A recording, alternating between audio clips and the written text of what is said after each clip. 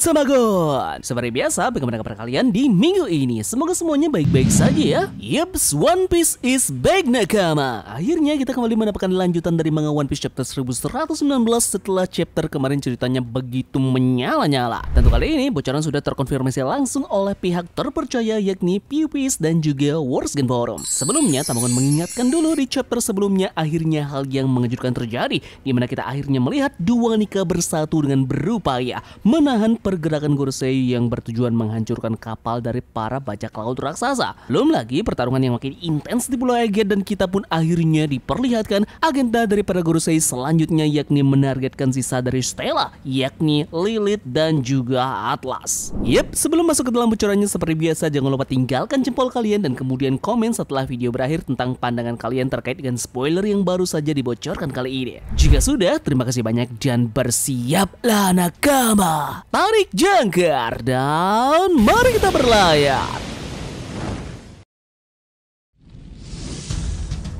One Piece chapter 1119 belum mendapatkan judul pasti ya. Nanti kita akan update lagi terkait dengan hal ini. Awal bocoran kita kembali melanjutkan cerita sebelumnya, di mana kita melihat Luffy dan Bonnie dalam wujud Nika sudah bersiap untuk melawan Saint Mars yang ingin menghancurkan kapal dari para bajak laut raksasa. Di dalam kapal bajak laut raksasa sendiri, para raksasa sangat bersemangat dan berteriak melihat Luffy dan juga Bonnie dalam wujud mereka yang berubah. Namun di sana ada reaksi dari Mars yang mengatakan itu hanya transformasi palsu. Mars kemudian langsung menyerang mereka berdua, namun Luffy merubah dirinya menjadi raksasa balon. Luffy memberitahu yang lainnya bahwa monster yang mereka lawan saat ini dapat memulihkan diri mereka dari kerusakan apapun di tubuh mereka. Jadi lebih baik mengirim mereka terbang. Luffy, Sanji, Rengi dan juga Bonnie kemudian melakukan serangan gabungan yang mengirim Mars menjauh.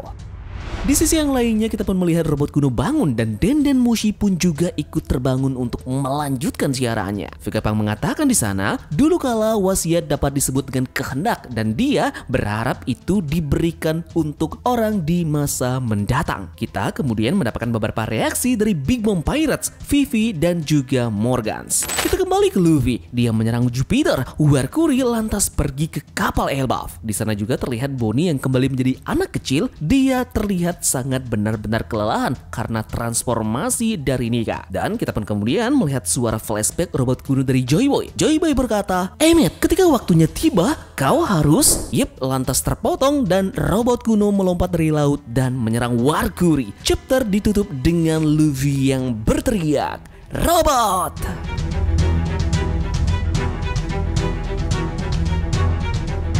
Yep, sangat menarik untuk melihat isi dari beberapa bocoran yang sudah kita dapatkan di hari ini, terutama dengan kembalinya robot kuno yang kemarin sempat sudah tenggelam oleh ulah dari Saint Mercury. Berkat Luffy kembali merubah dirinya menjadi transformasi bentuk Nika, feeling dari robot kuno kembali aktif dengan mengatakan Joy Boy berada di sini. Itu pun diikuti dengan bangkitnya kembali energi penuh yang ada di dalam diri robot kuno ini, yang lantas membuat si robot kuno yang awalnya tenggelam akhirnya bisa bangkit dan melompat dari laut untuk menyerang Mercury. Pemicu dari robot kuno bangkit sepenuhnya tentu memang berasal dari drum pembebasan milik Luffy. Di dalam flashback tersebut juga Joy Boy sepertinya mengatakan nama dari robot kuno ini yang bernama Emmett. Nah, ini menarik untuk kita perbincangkan. Nanti kita akan bahas detail dalam video spoiler lengkap besok ya. Yep, entah apa yang diminta Joy Boy kepada robot kuno. Namun ketika waktunya tiba, sepertinya robot kuno ini memang harus memberikan proteksi kuat kepada prajurit pembebasan berikutnya untuk meneruskan apa yang menjadi impian dari Joy Boy, yakni kehendak dari Joy Boy. Ini persis dengan apa yang dikatakan oleh Vegapunk di dalam siarannya yang kembali berlanjut dalam bocoran kali ini yang menyebut Will of D. Kehendak D adalah karakteristik yang dimiliki oleh para penyandang nama D yang menandakan keinginan kuat untuk kebebasan dan mengejar impian apapun konsekuensinya. Nah, melihat bahwa Luffy yang memberikan informasi bahwa Gorosei tidak akan bisa dilukai oleh musuhnya, mungkinkah dengan bangkitnya robot kuno yang sudah diprediksi, ini akan memunculkan spekulasi menarik terkait dengan bagaimana robot kuno yang bisa untuk memberikan luka terhadap Gorosei dan memberikan Monkey Luffy contoh langsung bagaimana cara dia bisa melukai tubuh dari sang para monster yokai tersebut. tentu ini benar-benar ada hubungannya dengan energi kuno yang hanya itu saja kunci yang bisa untuk membuat si monster luka secara permanen dan tidak bisa untuk beregenerasi. Dan seperti yang dibayangkan, memang transformasi yang dimiliki oleh Bonnie dalam wujud Nika itu hanya transformasi palsu. Karena tentu seperti yang Tamagon singgung di dalam teori kemarin, buah iblis milik Bonnie hanya melakukan replika alias pantulan cermin terhadap apa yang dilihatnya di masa depan. Seandainya transformasi Bonnie melampaui penampilan luar dari Nika dan memiliki karakteristik yang sama, komentar Mars bisa jadi akan berbeda. Namun rupanya yang bisa dilakukan Bonnie hanyalah meniru penampilan dari Nika saja. Dia mungkin memperbesar bagian tubuhnya agar sesuai dengan ukurannya atau meniru beberapa teknik normalnya. Ini adalah batas transformasinya. Bonnie terlihat terkuras oleh kekuatan buah iblisnya dan menyamar sebagai Nika adalah bagian dari kekuatannya. Dan informasi terakhir di dalam bocoran kali ini bahwa di minggu depan chapter akan libur.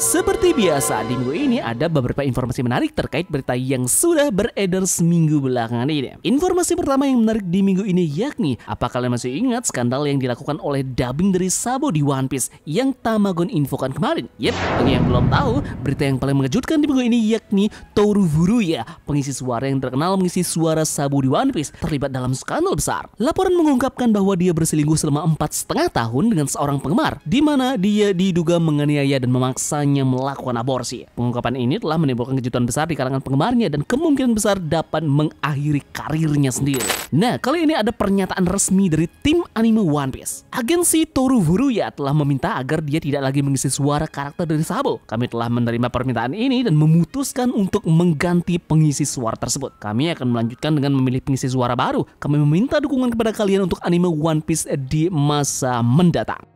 Ada beberapa perdebatan panas yang terjadi di dalam beberapa forum Jepang yang menyebut bahwa Lily memang adalah sosok sebenarnya dari Im Sama yang selama ini tertutupi. Perdebatan kali ini berdasarkan tentang salah satu mitologi yang merujuk kepada informasi kuat terkait dengan Lily dan juga Im Sama. Semua ini berasal dari Idzamna alias Dewa Di. Menyelami lebih dalam mitologi Maya, ada kesamaan yang sangat kuat bahwa Oda Sensei mungkin terinspirasi untuk menciptakan huruf D dari penyandang nama D di One Piece. Idzamna dikatakan terkenal sebagai dewa yang berkuasa tertinggi yang diberi julukan Dewa di atas langit. Dia juga dikenal sebagai dewanya pencipta. Idzamna telah tercatat dalam sejarah dunia oleh para arkeolog yang dikenal sebagai Dewa Di. Dewa Idzamna ini juga terlihat berpenampilan dengan tubuh burung. Di relief ini, dia juga disebut sebagai The Dead Sun. Simbol yang lainnya menyebut Idzamna ini adalah dewa utama. Nah, saat kilas balik Nolan, di meja batu pengorbanan kita bisa melihat permukaan batu yang mirip sekali dengan suku Maya. Idzamna ini juga dikatakan sebagai imam besar dan penguasa,